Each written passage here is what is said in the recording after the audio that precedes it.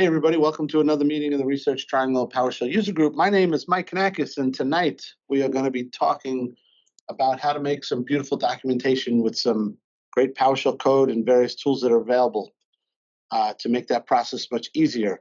But before we get to that and our esteemed guest for this evening, I'd like to welcome in my co-host for the evening.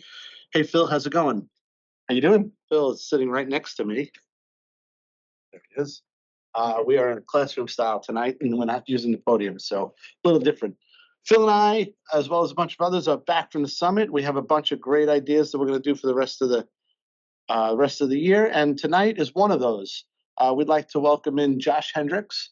Josh is a speaker who's been attending our group for a long time. Recently did a talk at the summit, and we loved it so much we asked him if he would come and do a talk for us. So let's welcome in Josh to the user group. Hey, Josh, how's it going? Yeah, it's going pretty good. Thanks for having me on. Of course, buddy.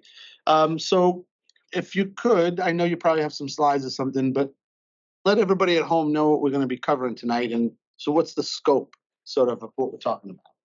Sure. So what I'm going to go over today is the content from the workshop that I did at Summit last week on building beautiful documentation. Now, I'm not going to teach you how to make your documentation beautiful. I'm going to show you how to use tools that do it for you, because I'm not much of a designer.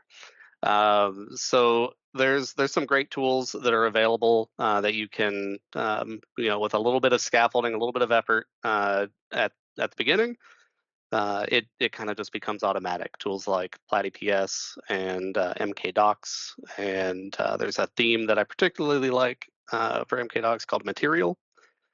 So what I'd like to go through today is the process of generating a website for your documentation and having that published on GitHub Pages, and how you can kind of make that automatic. And we can introduce some of the tooling to help you scaffold a new project, and go over the details of how it's scaffolded and why the folders are where they are. And yeah, and I'll just kind of let you guys guide me if you want me to go into any more detail in any particular area. All right. So before we turn it over to Josh, I got a question for Josh, but I'm just going to remind our viewers at home that this is a user group meeting that you're watching, and Josh is generously donating his time to share with us a topic. But this is not a classroom session, and there is about 45 people joining us either in person or online, and we're going to ask questions of Josh. And those questions might take Josh on a path that he may not have intended when he had plans for the meeting. And so where we end up may not be where we planned when we started this, but that's the interesting concept that is user groups. And we would love for you to come and join us in person so you can be part of the next experience. So Josh, you mentioned a bunch of stuff there. The question I had is like, how did you get to this point? Like, what was the impetus to get you like sort of started on all this documentation stuff?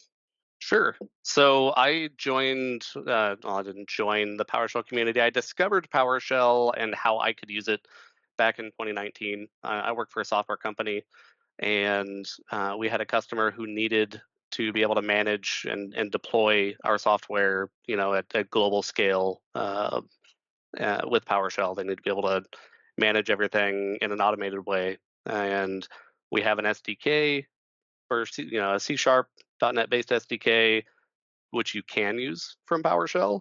That's not what they wanted, and so eventually I discovered, the concept of modules, and started building one. And then slowly through that experience, I discovered, the help system in PowerShell and how that works.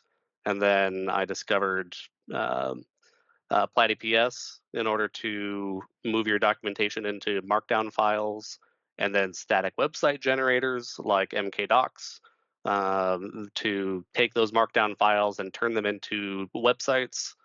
And yeah, so most of my experience has just come from trying to get this commercial module into a state that our customers can use, and make the documentation available for everybody to find the answers they're looking for.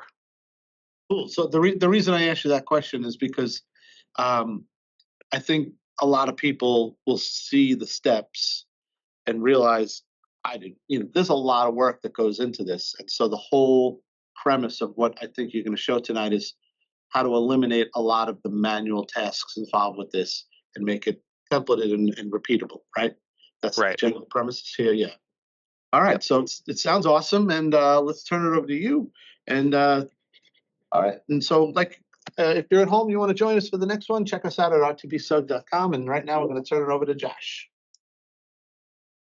Cool. All right. So I am going to be sharing VS Code here with a little browser in it, and we're going to live in here because I'm not a big fan of PowerPoint. The materials for the workshop that I did last week, we basically went through the content of this website, and the intent was that people who wanted to could follow along. And if you want to do that while we're going, if you want to play with this on your own machine, you can go to the link that's going to be in the chat here shortly.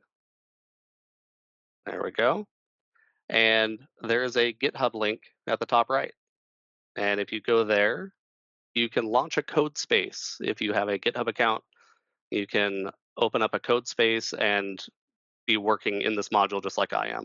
That's actually what I'm connected to with VS Code right now. So this window is connected to a GitHub repository, and yeah, we've got all the prerequisites we need to be able to go through the content. So I guess yeah, we'll get started. So let's jump down and see what I'm talking about. I did a search on GitHub for a list of modules, PowerShell modules that looked like they had MKDocs websites. You know, they're using GitHub pages to publish their documentation online, and so there's a few of these that you might recognize. There's Posh Acme for doing certificate management with like Let's Encrypt, the PS App Deploy Toolkit. So these are all websites that are essentially defined in plain text in markdown files alongside the code for those modules. And they set up GitHub pipelines to automatically update the documentation whenever they make changes to the repository. And then the website that we're looking at is the same thing. So all of the code to generate this website is in the VS Code window that we're in right now. So let's talk about some of the tools. Actually, let me jump into orientation here. So a big part of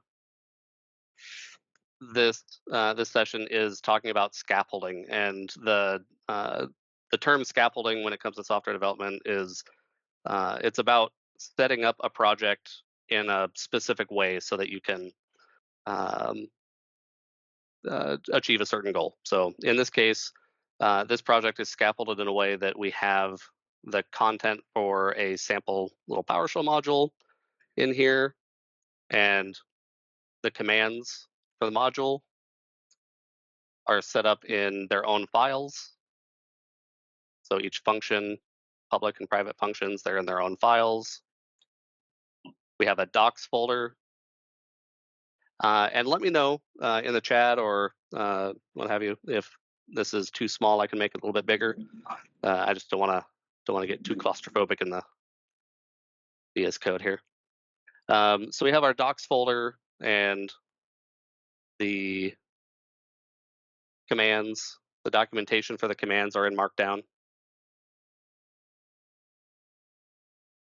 And so this project has already been written, it's been built, and when I run build.ps1, it's going to take care of making a copy of the module that can be published to the gallery if I want to. It's going to take care of generating the documentation for the commands.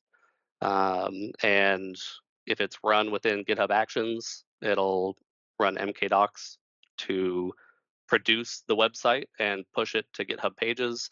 And it's pretty much automatic. So I'll jump back to the browser here. And there's a description. Yep. Do another bump here.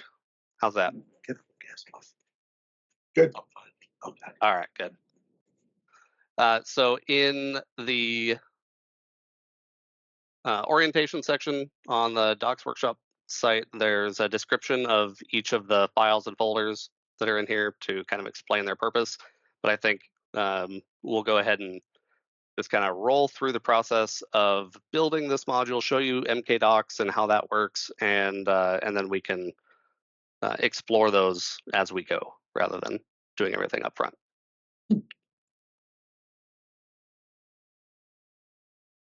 Yeah, and then under preparation, again, you can jump into the GitHub code space if you want to. We have a dev container defined in this project, which is this little file here. So that's a file that describes what I want in this dev container. And then this Docker file sets us up to use a specific Docker image that has MKDocs already installed. It's got the right version of Python. It's got the right version of MKDocs, the theme that I want. And then we go ahead and install PowerShell and everything so that you have an environment that you can use this in, and no matter whether you use it in GitHub code spaces or on your local machine, it'll be the same everywhere.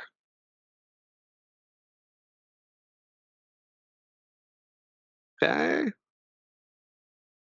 And it's appropriate that our king of dad jokes is in the audience today, because that is the sample module that I wanted to put together to have to be able to generate documentation for as part of the workshop.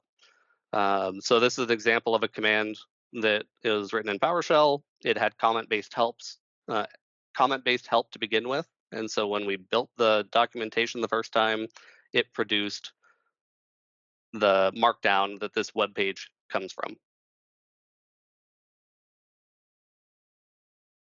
And yeah, Stephen Judd is much better at dad jokes. So this is a little functional commandlet that'll use the I can has dad joke API. So so it is functional. We can play with it in a little bit.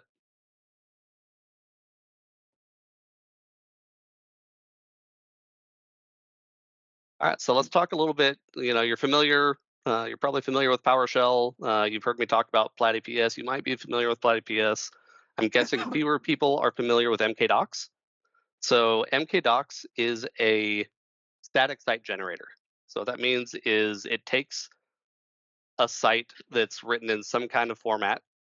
Static site generators often accept Markdown, and it'll generate a website from that Markdown using whatever template you provide. It's a Python-based static site generator. It's also not the only tool like this out there. I forget off the top of my head the one that Microsoft are using. Sean can probably chime in maybe in the chat. But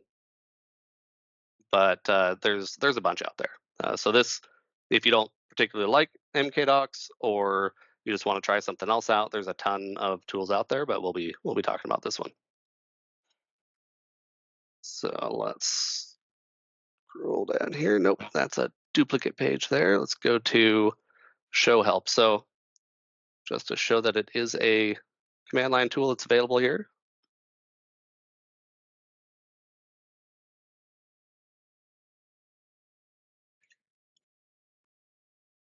There we go. So it's there and available. So we can jump to create new project. So as part of what I'll go through today, we'll create a new project in this the sandbox folder alongside the main project here. So we'll go ahead and create a new project so we can generate a website that looks like that. So I'll do MKDocs new, and I'll drop that in the sandbox. So now over here, we've got a couple of files, this mkdocs.yaml, which just has the name of the site, and then some simple markdown for a little placeholder for the front page. So by default, MKDocs will use the index.md or a readme.md as the front page. So we can go down here and serve this website. So I'll just copy and paste this command, mkdocs serve, and we're going to tell it to use this file, or we can just cd into the sandbox folder. So is that going to create just a running process that is the web server running locally? Exactly. Yep. So it's just in this form, it's just running it locally only. And so then there'll That's be correct. something else to do to actually post it somewhere and GitHub use it. Yep. Okay. Oh, and thank you, Gilbert, in the chat. Hugo is another one of the static site generators, and then DocFX was mentioned by Sean Wheeler. So DocFX and Hugo. So yeah, lots of tools out there. But yeah, so I actually discovered MKDocs as a result of using the Stucco module, which is a templating tool that you can use to generate a new PowerShell project that has this similar structure. It has built-in documentation, or the documentation is ready and ready to be generated. It has a build script that does a lot of what people expect out of a PowerShell module when you're developing one. So I discovered it as a result of that and just kind of stuck with it. So I'm going to do mkdocs serve, and I forget in this container, you know what? I probably don't need to specify the address. So sometimes you may need to specify the dev address when you're serving the web page locally. If you need to, for example, bind it to localhost instead of all interfaces or something. But I'll go ahead and do mkdocs serve, and we're in a dev container, so I should see this pop up, and I think I can load it in here. Perfect. There we go. And I think what I'll do on my other screen here is open up the workshop on the side so that I don't have to keep going back and forth, because I think I can only have one instance of this simple browser in VS Code here. There we go. All right, so we went ahead and created some simple, a new MKDocs project and served it. So now we're looking at a local, just a local web interface so that we can see what our site looks like in real time before we're ready to publish it. So if I were to, for example, jump into this index file,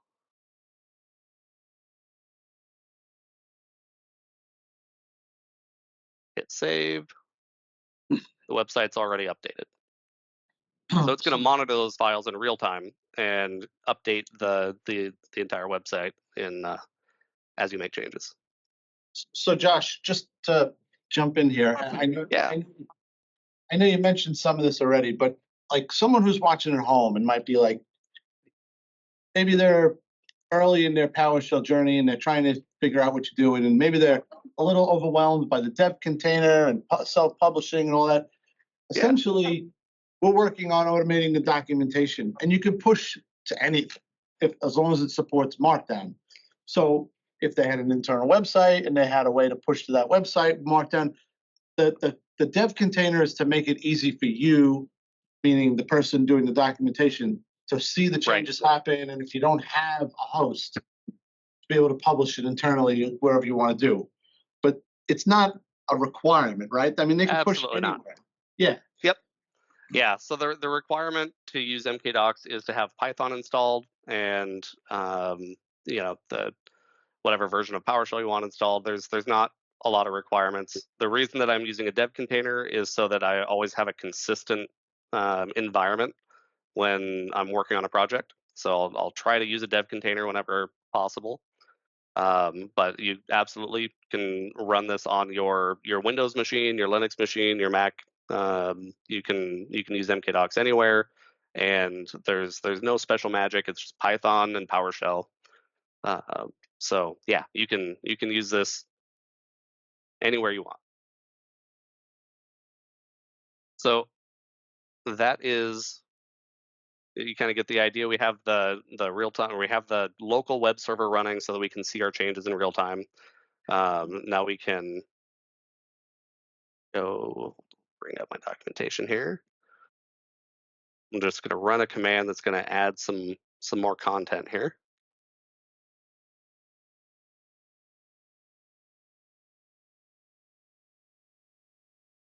So that just generated a folder structure with maybe some getting started web pages and an about page and so on. And then we can see that those pages were rendered on the website. So we have an about page, contact, we have some getting started pages that have showed up. And so you can start to fill things in as you want. You can organize your MKDocs site any way you like. But now let's go ahead and put a module in there. Okay. So I'm going to copy some code in here.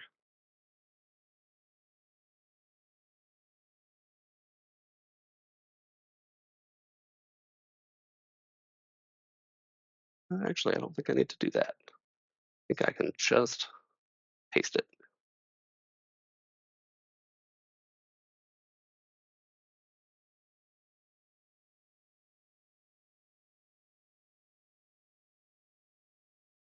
Go. All right, so what I did was just drop a copy of a module in the sandbox folder. So we have a PSM1 file and a PSD1 file. So with the PowerShell module, all you need is the PSM1, or we have a manifest file that describes the module here as well. And we're going to use PlatyPS to generate some documentation. So let's go ahead and make sure the module's imported and then run new markdown help. And you can see that PlatyPS created 2 markdown files. And if we go into our docs folder under commands, we can see that it filled in our documentation here, and we can see that in the browser. All right, so you'll notice that the get dad joke command, it has a description already, and find dad joke doesn't. And the reason that is because in the source, in the commands, the documentation here, that was under,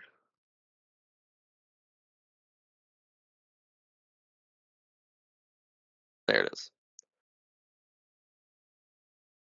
So the get dad joke command has comment-based help. And so when we used PlatyPS with the new markdown help command, it was able to take the comment-based help and then use that to fill in the blanks when it generated the markdown file. But on the find dad joke command, we didn't have any documentation in here, so we just get stubs. So it gave us little placeholders for us to fill in later. So I noticed on the new markdown help, you don't have a file. So it's just publishing help for everything that it finds something for and makes a file for each commandlet. Yeah, so if we look at the new markdown help command here, we have a module parameter and then an output folder. And so what it's doing is effectively it's doing get help module, or excuse me, it's going to get all the commands from the dad jokes module and then do get help to get the contents of the help that's already there. So if we do get dad joke, PlatyPS is taking this information and then generating markdown for it. So we didn't have to give it a specific file. We just told it where to put the markdown files that it generates, and then it discovered the commands that are in the module that we told it to search for.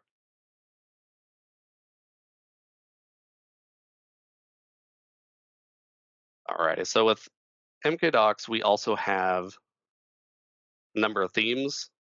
So I mentioned that material for MKDocs was my favorite theme. So we're going to go ahead and change the theme here by editing our MKDocs file.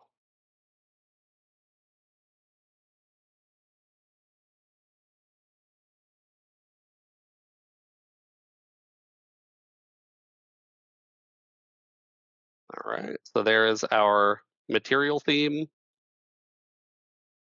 and most of the themes for MKDocs are responsive, so they'll look pretty good on a mobile device or a desktop.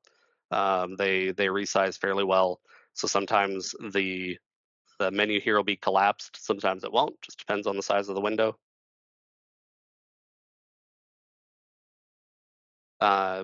Then there's a lot of other themes here. So for example, Dracula. So fairly quickly you can change the entire look of your documentation. And there's a bunch of themes available. And if you take a look at the Docs Workshop materials, there's a link to the MKDocs repo on GitHub. And they've got a list of not only themes, but also extensions and things that that you can use to sort of enhance your site. So I use MKDocs for documentation. I also use it for my blog, and just whenever I need to put up a quick site. Oh man, I got Steven Judd going. Let's switch this back to material because I think that looks a little funny.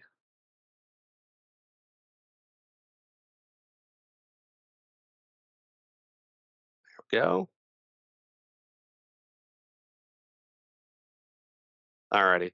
So then we have the update markdown help in PlatyPS. So that would be for updating your markdown files when you've changed your modules. Now I learned during Summit that that's probably actually a bad idea, or maybe not a bad idea, but that you should be careful when using update markdown help because it will potentially change the formatting. You might lose formatting if you've updated your markdown files with, maybe inline code blocks or different formatting. Those will get lost when you generate the MAML, when you publish your module, and then when you update markdown help, it's going to go and find the documentation from PowerShell, not from your markdown files, and then it's going to overwrite. You're gonna lose that formatting. So something to be aware of. But just to show you how that works, let's go ahead and update one of our commands. So if we go into the PSM1 file here where our functions are, I'm just going to add a parameter, and that'll be up in Get Dad Joke. Okay, so I just hit save, and then I'm going to run update markdown help. And in this case, we are actually giving it a path to the markdown file. So when you already have markdown files that were generated by PlatyPS, what it'll do is go and look at this file. So I'm going to jump to that file real quick, or real slow if I can find it. There we go. And then if you look at this section at the top, this is what was placed there by PlatyPS, and that's how it finds the module that this command is associated with. And so it's going to go to this file, find the module name, and then it's going to load that module in the session if it's not already loaded, and get the help locally. And then it's going to come back and update this file. If I hit enter. Josh, you're going to talk about online version? I will, yeah. Okay. So I was going to comment about it, but I'll wait till you get there. Let's see. Oh, it probably doesn't update without refreshing it here. There we go.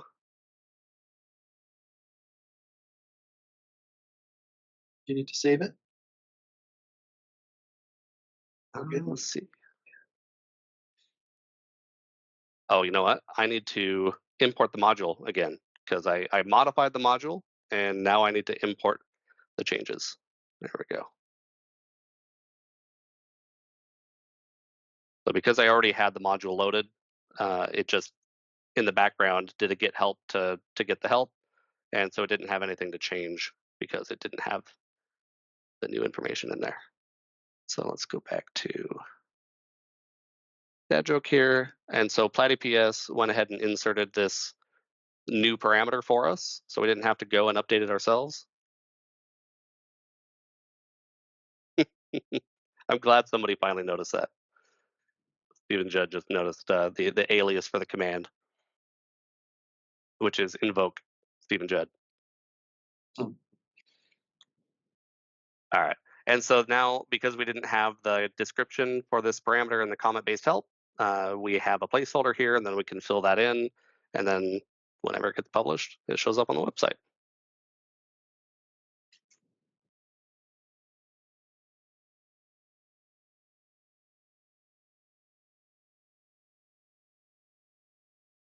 And there it is. All right. But this is a lot of work.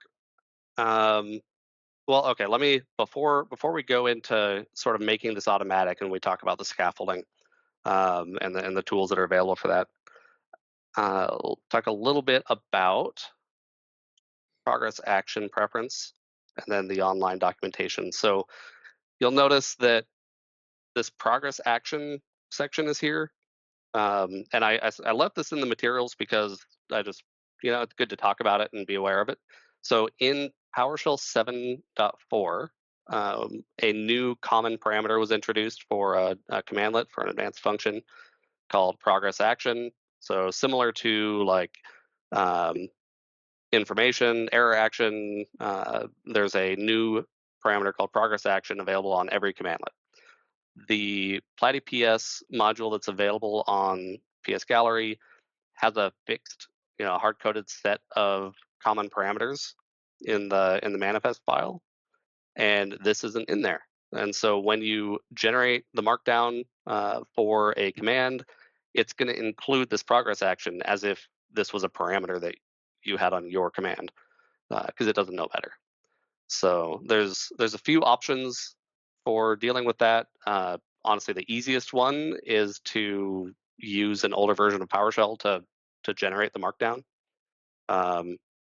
A workaround that I've used in another project is to basically just copy the clone the PlatyPS project or copy the module and modify that PSM1 file myself, and then I just have that embedded in my project.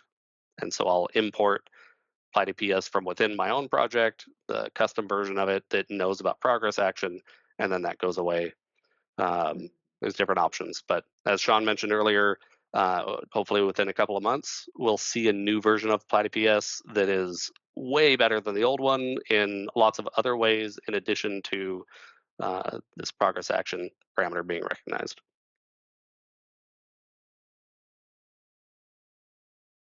All right, and then you might have had something that you wanted to mention with the online version section, but just briefly, whatever URL you have here in your markdown files or your commands, when you do a git help, git dad joke online,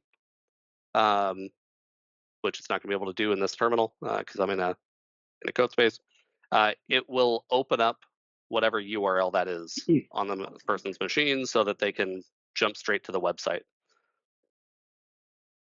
There's also updatable help that PlatyPS can help you with. And the way that works, well, I don't know all the details of how that works. Essentially, it's going to create a cab file that will be published on your website, wherever you want. And that address will be included in your PowerShell module manifest so that if somebody does update help, then PowerShell will reach out and see if there's a new version of that help and then download it and install it. That's not something that I do because I tend to prefer the local help match the version of the module that they have installed. And then if there are changes, improvements to the help, they can see that online, but I don't necessarily have as tight of requirements as other people might have. Sean, was there anything else that you wanted to mention on online or updatable help? So the online version URL there is what wires up the -online switch for Get Help. Mhm. And so that URL, you want to point to your web page that you just created on MKDocs. Right. Yeah, in this case, that wouldn't be the best place for that. I'm not even sure how that got there, to be honest. The address that's here, yeah, it would go, for example, in my modules, if it was on joshuaj.com commands, then it might be get dash dad joke, and then that would be the URL. Right. And then the updatable help bit, there's a few more steps. When you do the new markdown help, there's a switch there to generate a module file. And in the metadata for that is where you put the URL. Well, it contains the help info URL from the module manifest. And then when you create the mammal and the cab file for updatable help, it uses that information to know where to put it, or to know where to tell update help where to find it. And there's a little more to it than that. I've actually covered it in detail in the documentation. Yep. So I was going to say, anytime I have to do anything fancy with the documentation, I always find your documentation and reference that. So there's a really good guide in the docs for how to work with updatable help already.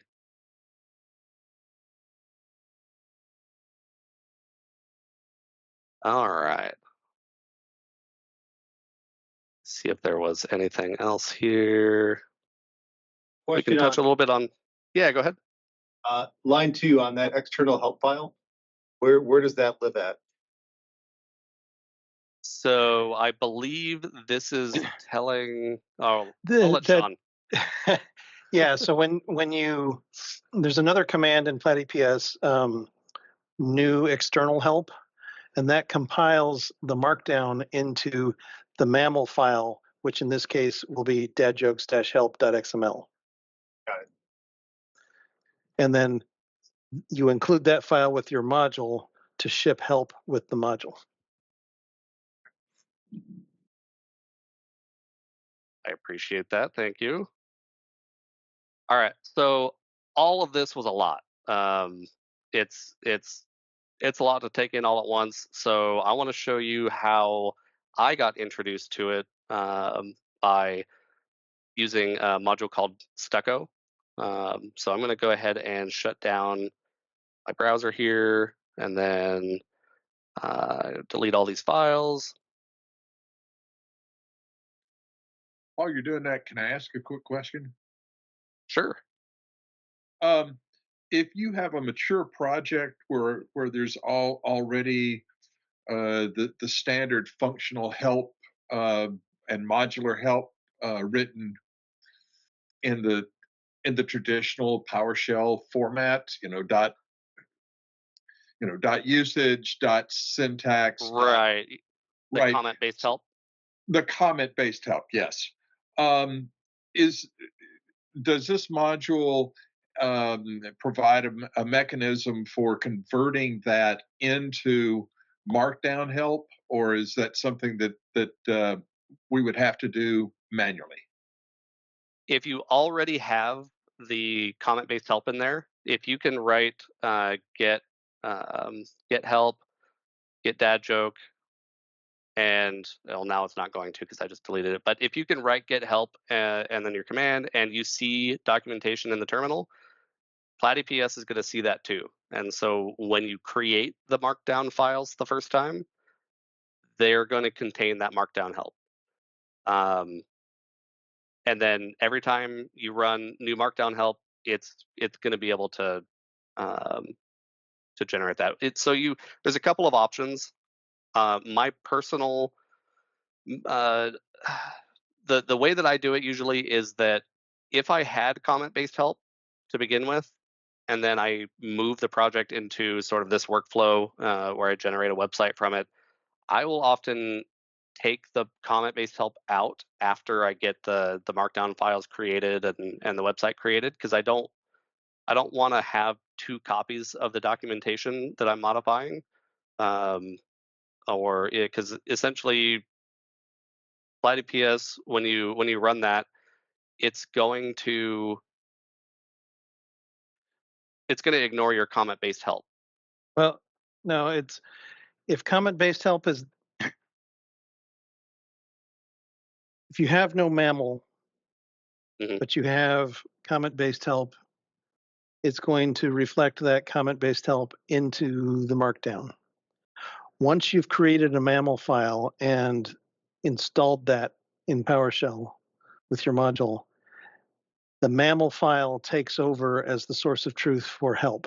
So you can make changes all day in the comment based help, and they won't show up until you update your markdown and recreate the mammal. Exactly. So this is more of an either or versus an add to. You don't run them in parallel. Right. I mean, you don't could- have to take it out, but like you said, you don't want 2 versions of, you don't want to ship 2 versions of help that might confuse users. If they look at the code and see one version of help and then get help shows them something different, that could be confusing. Yeah, so I think my process is usually my markdown files become my source of truth, and so that's the only place that I do documentation.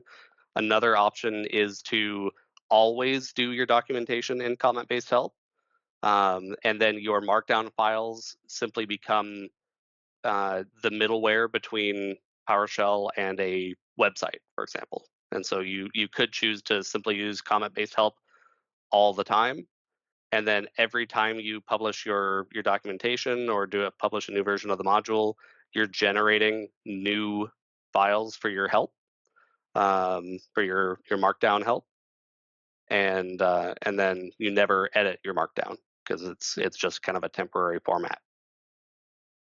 So you could squeeze it into just about any workflow you want. I know, Sean, you were saying during the summit that you tend to use the update help command against a copy of the markdown files. So you might copy your folder with your documentation and then use update help to update those files and then compare them with the original and then kind of copy the changes over that you want. Right, because so what happens in the current version of PlatyPS is when you go to do an update help, update markdown help, it reads the help from the mammal file, but the mammal file doesn't have the same formatting as your original markdown. You lose some fidelity. So it ends up overwriting your markdown with what it pulled out of mammal, which really messes up the formatting. So what I do is what I usually do is I just run new markdown help to and output to a temporary folder, and then I just compare the new markdown to the existing markdown because I'm just looking for new parameter, changes in parameter metadata, new parameters, and new commandlets. And I use a diff tool. I use beyond compare to copy the changes from the temp location into my documentation.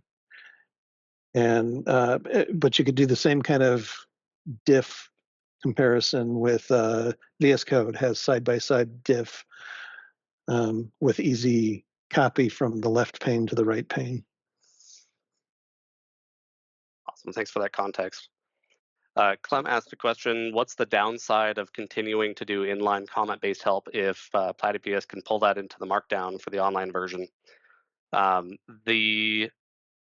There's a few reasons you might do that or not do that. The downside could be that if you're working on this project with other people, you might want to have your documentation be in a separate file than the code, so that you can make functional changes to the document or the commands that don't necessarily impact the help, and then the documentation can be updated separately, and you don't end up, updating the same file at the same time and then having merge conflicts and things. Another reason is that for putting the documentation online, you might want to add some special formatting. And I know Sean has some documentation on his blog about how Microsoft does their docs and their conventions, and one of them is that like command names go in are surrounded with backticks, so that they pop up as little code, inline code. But if you do that in Markdown and then you generate the MAML help from that, then you're going to end up with those backticks will be escaped. So there'll be a backslash and then the backtick, and so you'll see some weird formatting, and certain formatting might be lost. So yeah, I mean, question. if you're not shipping MAML, then you can continue to use the comment-based help and just use the Markdown to generate the website. That's fine, but it's important to understand that if you make say there was an error in the doc or omission in the documentation in the comment-based help, the only way your users get updated documentation is by you shipping a new version of your code and they installing it. Whereas you can update the documentation outside of a code release. So that's something to think about. Perfect. And then Gilbert said that generated docs are always an artifact in his opinion, and yeah, that is a method of doing it. So in my case, my Markdown files usually become my source of truth, and so I maintain my documentation in the Markdown. But that means because those are always used to generate the MAML, then I can't add additional formatting to them, or then the code the help in the terminal will kind of look funny. So yeah. Alrighty. I want to introduce the Stucco module. So Stucco is a plaster template. So plaster is a module that you can use to generate or to do templating. So if you have a specific folder structure that you want to be able to recreate based on certain variables really easily, then you can create a Stucco template or a plaster template to do that. Somebody by the name of Brandon Olin years ago created a module called Stucco that is a template for a PowerShell module. So if we do new Stucco module and then give it a path,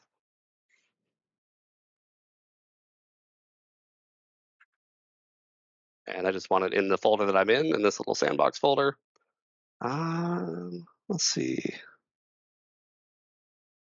Hey, Josh, while you're figuring out that issue, I just wanted to let people know that just out of sheer coincidence, Phil and I have a Stucco talk in the queue that Phil was thinking about doing, or maybe me, sometime in the near future. So if you don't get to go into that much detail and people are curious about Stucco, I think Phil and I are going to be covering this sometime in the near future, in case anybody's interested. Perfect.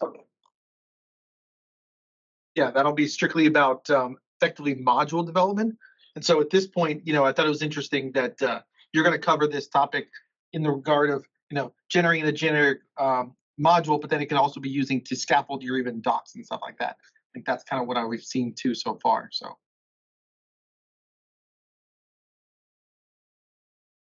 Alrighty, let me see. I may have I may have to use the original Stucco module here. I'm not sure why PS Stucco is failing.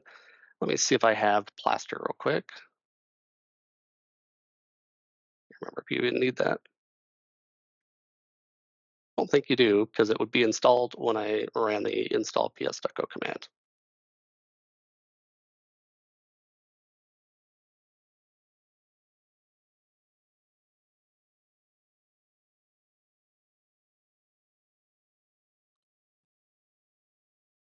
Doing it live. Yep. We'll figure it out. Hey Josh, just a Okay. heads up. I know that the versions of Stucco that are on the gallery right now have some bugs. I know that Brandon landed some fixes, but I don't think he ever published a version that actually has the fixes. So That's Yeah. Stucco itself, but aren't you using PS Stucco? Well, I was going to do that, but that's not working. Actually, maybe it will now, because maybe it didn't have the. Let's see. PS Stucco doesn't, but Stucco does. What's the difference between those two? Somebody So- rewrapped PS. He rewrapped Stucco itself. It's somebody else's version. Oh, It's who else's stuff? Somebody rewrapped it. Stucco also a partial mode? So Yeah. Stucco is the original, Okay. and then Brandon's So kind of maybe left it wrap around. it. I remember they referenced it. Yeah, and if I remember right, one of the fixes was a PR that I did a couple of years ago to fix a compatibility issue with PowerShell PowerShell 5.1, which we're not using here, but that was merged, but a new version hasn't been published of the original module. So he's kind of jumped off the face of the earth. Yeah. So Yeah, he's gotten busy. Yeah. Alrighty, so we just ran new Stucco module and gave it a destination to put our module files in. So I'll just give it a quick name.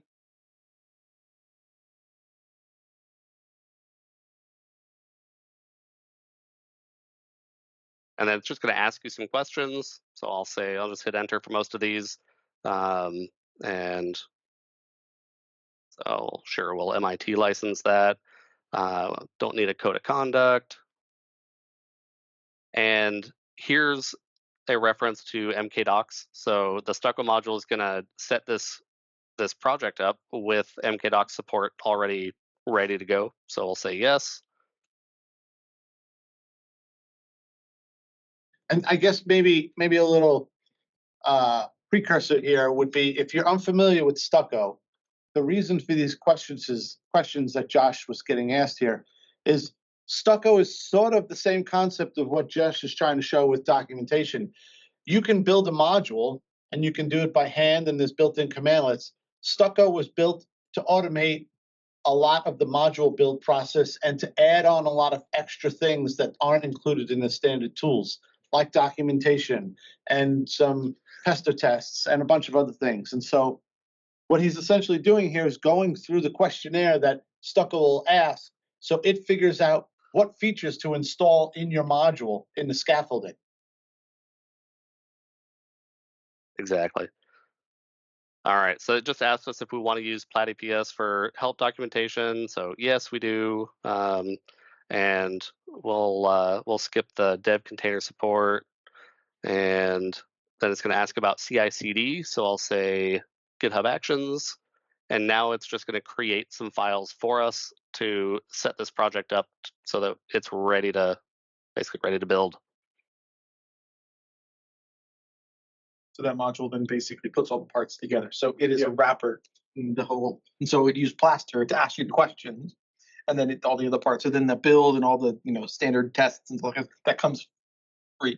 Yeah, I guess I'd have to just dig in and see, you have Stucco, but the PS Stucco, what It's the same they thing. add, right? It is the exact same thing. There's just Someone just Yeah. kept the project going. Correct. Got it. And you Okay, can't change out the existing one without, got it. That's what I was curious, is why there was a wrapper around it this So thing, but that makes sense. use Stucco Yeah. from the original source, but you got to then bolt some stuff on to get other parts working. Yeah. Right. Okay. If you just ripped it right out of GitHub, it's fine. But if you get from the gallery, it's got build Stuff.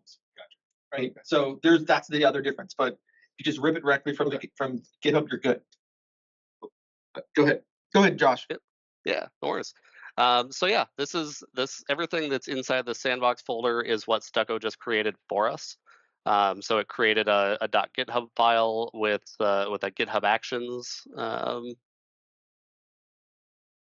command here. It's not doing publishing of GitHub pages there yet, but it's got some settings for VS Code. It's created a folder with the same name as the module that we told it we were going to name it, and then set up a public and private folder where we can put our functions. So the expectation would be that you would put your public functions that you want users to use in here with the same name as the file, and then the build script would just do everything for you for the most part. So you can get to writing your functions, and then when you want to build it, let's go into our sandbox folder and do a build. So there's this build.ps1.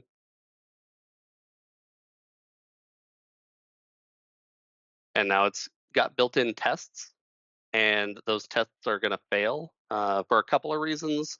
In this case, it's because of that progress action. Now, if I was running PowerShell 7.2, that wouldn't be an issue. There would be no progress action parameter showing up in the documentation. But it did build the module, so it essentially copies the module by default. So your source code would be in the folder with the same name as the module. And then when you do a build, it dumps everything out into an output folder. And in this case, it's a straight copy. So it's going to include those public and private folders and automatically .source them for you. And it should also have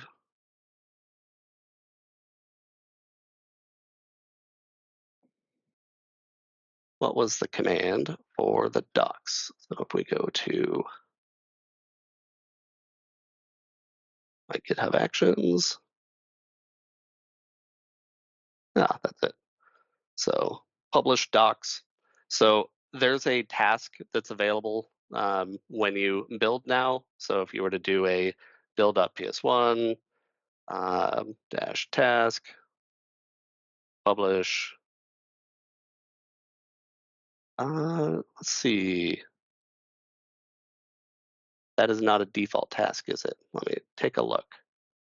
Default task. No, it's there. Publish docs. Yeah, that's the task that I added to the parent project for this repo. So it's probably not in the PS Stucco though.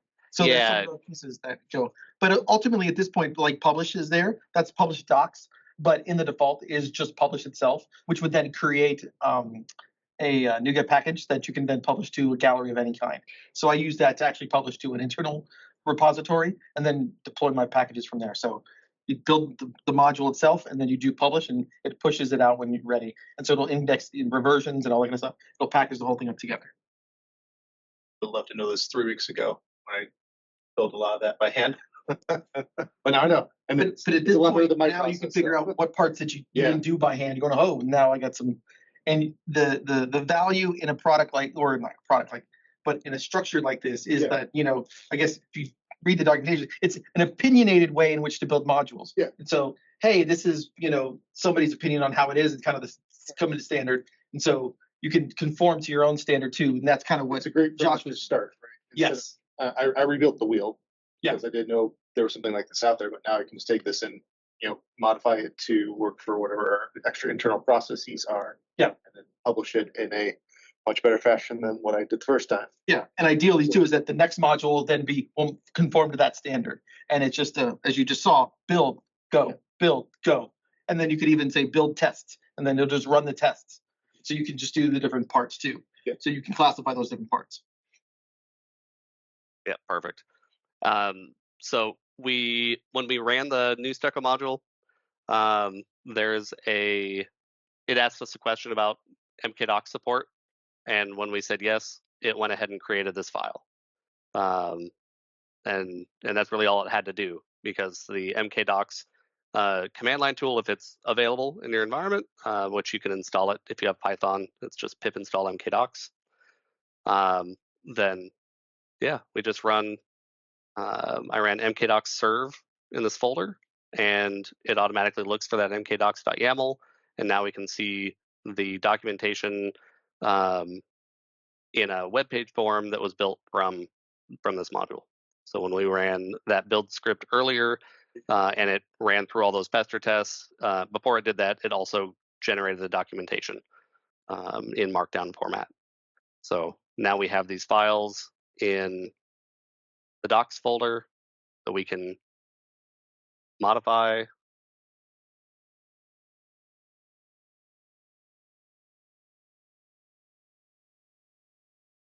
And they're ready to go. So then the process of getting it to GitHub Pages is there's a mkdocs command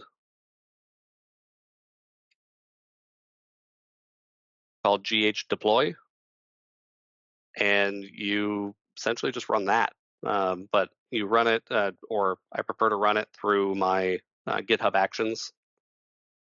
And so I'll add a GitHub action to my project called docs. So this is the workflow for the parent module for the joshuaj.com/docs workshop. So anytime something changes on the main branch under the docs folder, or if the mkdocs file changes, or the workflow file itself changes, then it's going to run my GitHub action, or it's going to run my workflow, which is going to essentially the only functional piece of this, besides checking the code out in that first step, is this one here. I have this cache step that I usually add just to speed things up, especially on a large project, because MKDocs will.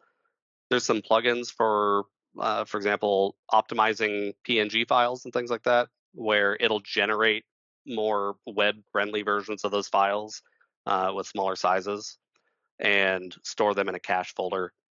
You don't need to use the cache feature, but if you do, it tends to speed up the builds in GitHub Actions. But it's running the build PS1 file, and with Stucco, when you generate a module with that, the principle behind that folder structure is that the build.ps1 is your entry point for everything. So if you are bootstrapping the environment to make sure that you have all the necessary dependencies installed, dependent modules and things, if you are just building the module locally, if you're running tests, if you're publishing to the gallery, if you're publishing documentation to GitHub Pages, everything would run through build.ps1. And so if you need build.ps1 to do something new, you would add it to your Saki file. And so you can create a new task in your Saki file. And in my docs here, so publish docs, if I look at the Saki file here, it's running a build from a Docker container. So I'm using the mkdocs material container since that's kept up to date, and GitHub Actions will let you run a Docker container in your action. But if you were just running it on the local machine, or if you're running it in a GitHub action that already has mkdocs installed in the GitHub action, whether it's on Ubuntu or what have you, you can run mkdocs gh-deploy, and it will push to GitHub Pages. So let me show another window here. Now that we're talking about GitHub Pages, I can't get GitHub to show up in VS Code very nicely. Blow that up.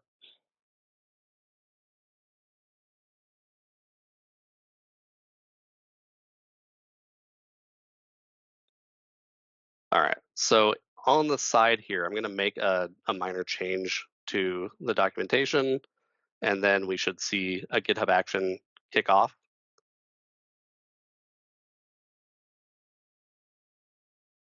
Let's see, docs.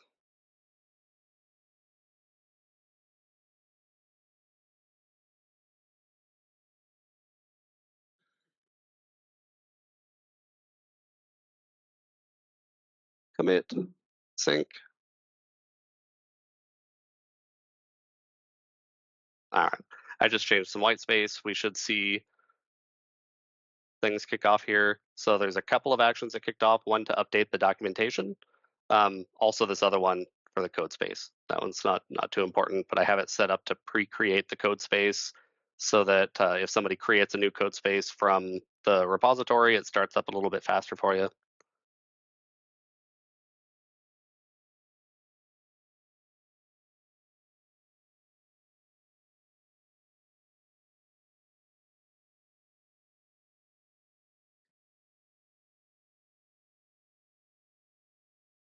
And yeah, it takes a minute or so, and then it's going to publish to GitHub Pages, and the website will be updated.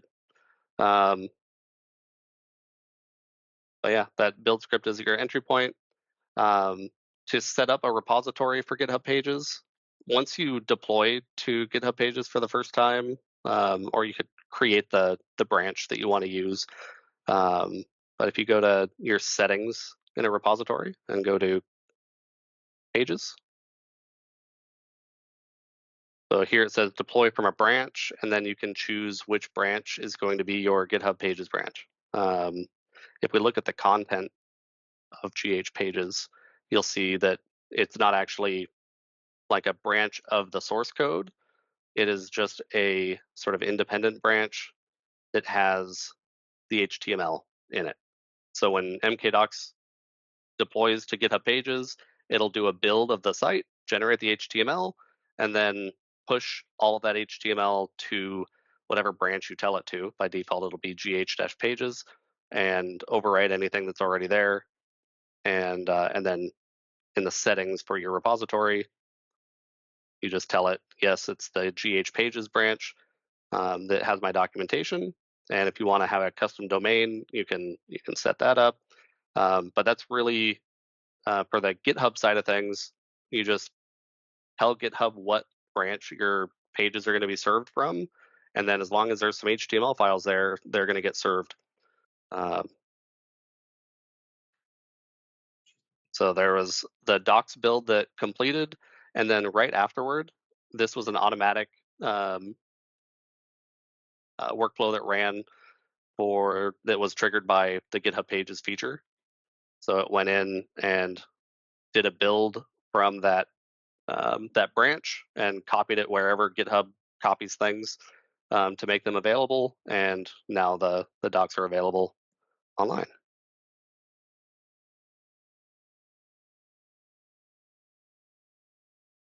So yeah, the idea is use a module like Stucco to scaffold things out and make it really easy for yourself, or at least easier in comparison to writing everything by hand. And then once you have that done, if you're using GitHub, it's as easy as running the MKDocs GH publish. If you are using another tool like Hugo, there's some process for that. Whatever the command is to run Hugo and generate the documentation, as long as you can generate HTML from Markdown with some tool, then you can push it to GitHub Pages or anywhere else. So in the past, I've used like Netlify, just by like zipping up the website that was produced by MKDocs and then uploading it to Netlify.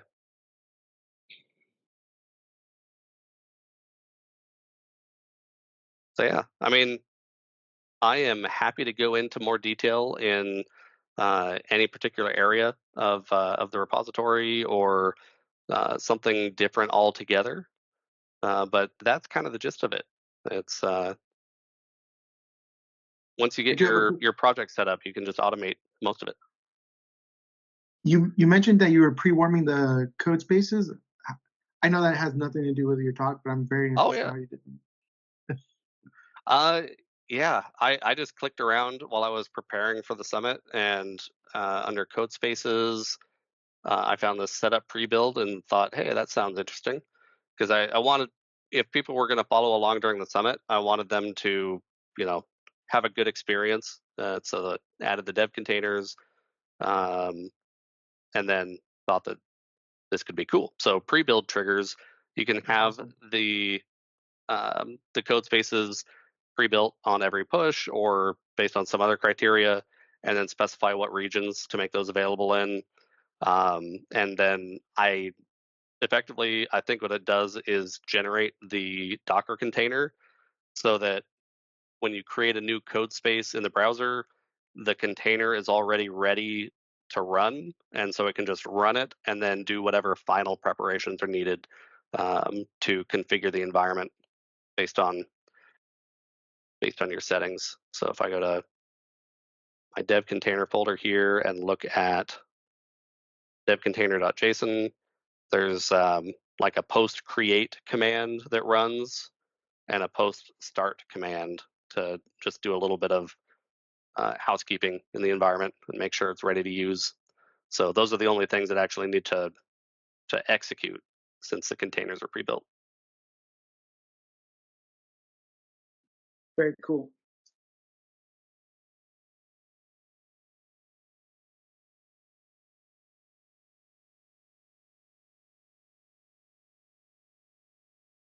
So yeah, I'll turn it over to you guys. If you, I know it's a lot of material. There's MKDocs, there's PlatyPS, there's Stucco, there's modules related to Stucco, but I'm gonna probably just set Stucco aside because you've got some material lined up for a future session. So you guys can cover it in depth. Yeah. So, I think the key takeaway that is what Josh just mentioned, which is he just vomited up a whole bunch of steps and a lot of process. And so I bet you if I asked Josh, he'd say, just go back and watch this and practice going through the steps and it'll start to become more familiar. And then it'll become fairly automatic once you get yourself familiar with most of the processes. So, if you're seeing this and it just seems a little overwhelming, I always go back to what Phil says, just let it wash over you and try to drink it in for a little bit and just approach a step at a time. And then it will start to come together and seem fairly easy. I'm sure when Josh started with this process, he didn't know where every commandlet was and where to go to find every fix for every error. It just takes a little while to get familiar with this. Josh, how long would you say it took you to sort of master this process? Would you say that I've mastered it? I mean, I think that's still a work in progress. You taught a workshop on Summit, so I think some people think you might have. I'm comfortable with it, but I'm always learning new things. I mean, like I said last week when I talked to Sean about PlatyPS in detail, there were aspects of it that I wasn't aware of. So yeah, it's been a long process of kind of learning as I go. I think to that point is that, in your PowerShell journey, it is continuously that journey of, hey, I got enough to get myself by and I feel comfortable enough to do all the things I need. So that's what I mean or at least I like to refer to as mastering the product, is mastering it well enough for what your purpose is. So if within the scope of your role is to do all of that work, hey, you've done well enough done. So I think to be able to basically come up with a fairly good, like I get not even good. It's I think my engineering skills, like I think wouldn't be so good as far as the design of putting it all together. So I'm just a more functional person, and so I think you did a good job there. And so I guess the point is that we can come back to wrapping all the ideas into using the GitHub Actions to give you the automation to kind of wrap it all up, but then the MKDocs to actually build the documentation in the markdown files is really the kicker that I need. I need to get better at MKDocs. And then the Stucco is just building the module and lot of us are familiar with actually just building the code, but then the wrappers behind it is the magic bullet there. So I think you did a good job, Josh, and I thank you for your time. Yeah, thank you. Yeah, this is fantastic, man. It's good. It's good to just see the whole process from start to finish. I really thought it was great. Awesome. All right. Thanks, guys. So we're going to wrap up here in just a few minutes. Let's just see if we have any final questions for Josh. If you do, let's get him in now, and then we'll wrap this up. So I'll just pause here for a second, see if anybody has anything they want to chime in on. There was somebody that was asking about documentation in a separate repo. Let me see if I can find that. Yeah, I think it was Clem. So do you then keep your module docs on GitHub, say separate from a personal blog, or hosted on? Do you combine them all together? So for an individual PowerShell module, I'd probably keep the documentation and the module in the same repo, because at least in my workflow, when I do a build, it updates the documentation, and I don't like using tools like GitHub, Git submodules or things where I'm crossing repositories, and I think that adds a little bit of complexity that I don't want to deal with. So I usually have my docs and my code in the same repository, but different files, because I'll have my markdown files that I maintain. But there is something interesting with GitHub Pages that I didn't anticipate initially. So if I go to my website, joshua.com, this is GitHub Pages, and there's a blog section and some individual pages, or excuse me, some links to some pages in the sidebar. And if I click on Docs Workshop, it's still www.joshua.com, but it's /docs-workshop. I didn't do anything to make that happen. So I have my GitHub, my main GitHub page that is in a repo that's just like, what is it, joshuaj.github.io or something. And so GitHub will automatically turn that into a page for you and make it your sort of default GitHub page. And I have my custom domain set up in that repo. But then it seems like any other repo that I have a GitHub Pages project on, the repo name goes after joshuaj.com, and it just magically takes me there. So that's pretty cool. Yeah. Virtual directory. Yeah, like a route. If you want it in the same URL path space, it's got to be in the same repo. And any new repo is a new path, root path. Convenient. Yeah. Oh, get it for free. All right, so maybe we'll wrap up here. Want to say big thanks to Josh for doing this demo tonight. Really was fantastic, and I could see from the comments that there's quite a few people that got a lot of value from it. So thank you for spending some time with us, and a fantastic job tonight. Want to say to the people who are watching at home, it's so weird to see myself on screen as I'm talking on the camera, and I don't know where to look.